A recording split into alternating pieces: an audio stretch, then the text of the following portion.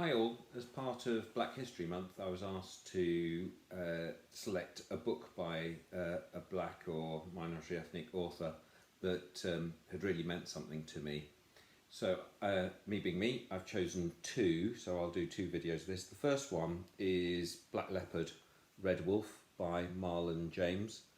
Marlon James is a Jamaican, and some of you might have seen that he won the Man Booker for A Brief History of Seven Killings, which is set in Jamaica around the time of the attempted assassination of Bob Marley. But this one's completely different. So this is volume 1 of the Dark Star Trilogy. It's the only one that's come out so far.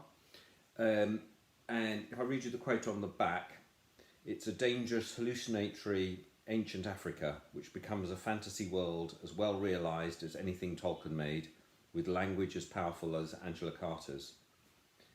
And in these times when the reality of our real world can be quite scary at times, actually having an opportunity to escape into a different world is so powerful, and certainly something that I've drawn to.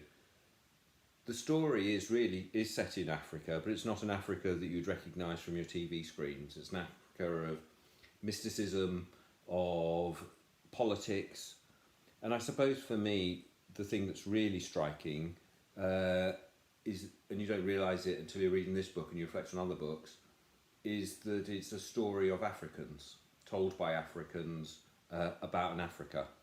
It's not an Africa that's familiar, it's an Africa that's imaginary.